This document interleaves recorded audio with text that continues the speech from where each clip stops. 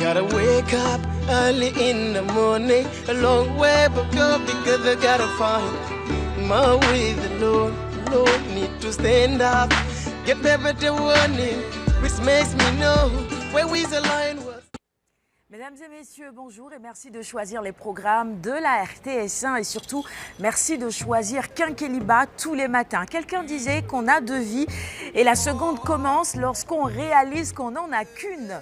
Allez, de quoi est-ce qu'on parle ce matin dans ta chronique? Alors aujourd'hui nous allons parler de la dématérialisation des procédures administratives. De quoi est-ce qu'il s'agit, quelles en sont les utilités. Et vous allez voir très rapidement que le Sénégal a une position de pionnier dans ce domaine. D'ailleurs, il y a certains pays qui viennent carrément au Sénégal pour s'inspirer de ce qui se fait ici. Allez, ne ratez rien de la chronique d'Amadou dans la deuxième partie de ce magazine. Ce matin, on parle de la dématérialisation des procédures administratives. C'est ça ton sujet. Alors, première question, qu'est-ce que la dématérialisation dans votre jargon à vous, quand on parle d'informatique et de télécom, c'est quoi la dématérialisation? Alors, la dématérialisation dans notre jargon, comme tu le dis, c'est lorsqu'une information sur un support physique, matériel, comme le papier, est transposée sur un support numérique. Un exemple très simple, par exemple, vous avez votre diplôme, que vous voulez sauvegarder sur votre machine, vous le scannez, ce qui est tout à fait normal. Vous avez fait une numérisation. En quelque sorte, vous avez fait une procédure de dématérialisation. Alors ici, la dématérialisation des procédures administratives, c'est lorsque ces procédures-là ont été informatisées dans le but peut-être de rendre, disons, les démarches beaucoup plus simples, beaucoup plus faciles, ce qui est un gain de temps pour les usagers, mais aussi il y a d'autres avantages, on va y revenir tout à l'heure. Mais la question que j'aimerais poser, qui n'a rien à voir avec ça d'ailleurs, c'est est-ce que vous connaissez la position du Sénégal dans le classement des développements du TIC? Est-ce que vous avez une petite idée? En Afrique. En Afrique, la position du Sénégal... La position du Sénégal dans le classement des développements du TIC. Dans les classements. Développement TIC. Bon, je pense qu'on doit être pas mal quand même. En Afrique francophone... Aussi, vous pouvez utiliser Google. Je dirais, on fait partie des 5 premiers, en Afrique francophone. Des 5 premiers, en Afrique francophone. En Afrique francophone, ok. Mais moi je n'ai pas une idée. Okay. Si on prend en compte l'Afrique anglophone et en plus de ça aussi les critères de classement, bon, peut-être qu'on est dans les 10 après les pays maghrébins. Oui, bon, d'accord. Ils ont tous les deux raisons. Hein. Ah. Alors, vous allez voir en image alors, le Sénégal qui occupe la 14e position en Afrique, ce qui est somme toute... c'est pas mal. C'est pas ça. Ah voilà, là on l'a.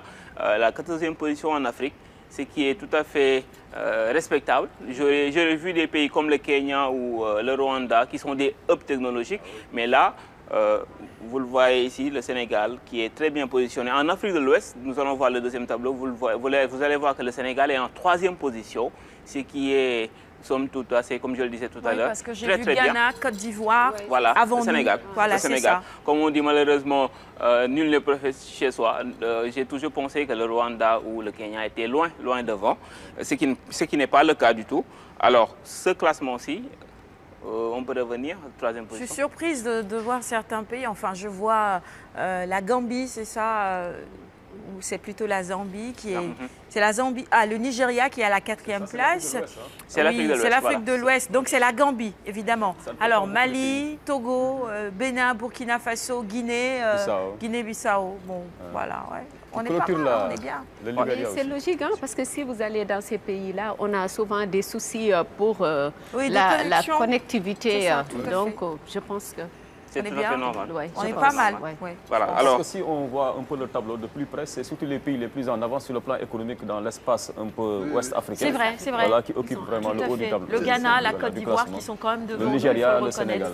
Oui, c'est ça. Bon. Justement, ces classements se basent sur quels critères? Alors, ce classement, déjà, c'est un classement de l'UIT, l'Union internationale des télécoms, qui est une référence en la matière. Je pense que c'est la référence. Et c'est basé sur essentiellement 11 indicateurs indicateurs. Il y a déjà l'accès au TIC, l'abonnement au fixe par 100 habitants, il y a l'abonnement au mobile par 100 habitants, le pourcentage de ménages où il y a Internet, où il y a disons, des machines. Il y a aussi le taux d'alphabétisation des adultes, essentiellement 11 indicateurs. Je pense qu'il semblerait qu'en 2018, parce que le tableau n'est pas encore sorti, ce sera 14 critères qui rendront les choses beaucoup plus impartiales, je pense. Voilà. Alors, ce que nous allons faire, c'est essayer d'écouter cette délégation qui est venue du Cameroun pour venir faire ce qu'on appelle ici du benchmarking. Puisque le Sénégal, comme je le disais, se positionne en tant que pionnier dans certains domaines, tels que la dématérialisation des process. Alors, certains pays ont envoyé des personnes pour venir voir ce qui se fait ici, tels que le Niger ou le Cameroun. Et nous allons écouter M. Eta Membala du Cameroun, du ministère des Finances. Voilà. Cette visite, c'est de voir comment l'ADE a implémenté la dématérialisation de ces procédures administratives au niveau du Sénégal. Ce qui a motivé notre choix, c'est qu'on a essayé de regarder sur Internet, faire des recherches sur Internet, les structures qui avaient déjà fait dans ce domaine-là, des pays qui étaient assez avancés, qui avaient déjà connu une certaine avancée dans ce domaine. Oui. Donc, on a trouvé le Sénégal, il y avait la France, il y avait l'île Maurice.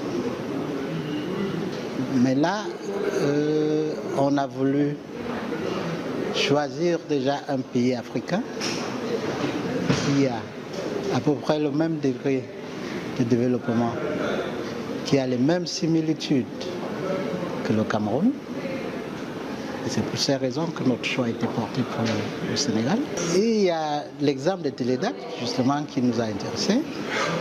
Mais ce n'est pas seulement Télédac. Et depuis hier, on a vu beaucoup de bonnes choses, en fait, qui nous ont intéressés.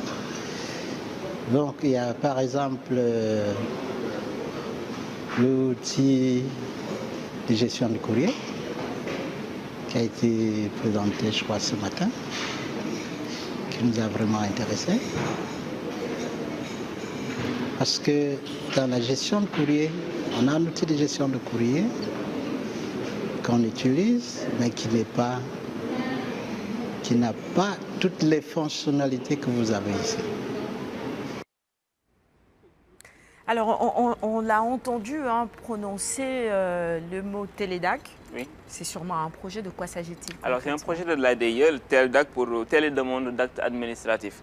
Alors, c'est tout simplement les procédures administratives qui ont été informatisées, enfin pas toutes les procédures, mais qui ont été informatisées pour rendre un peu, disons, certaines démarches beaucoup plus simples. Aujourd'hui, l'autorisation de construire, on peut faire ça en ligne.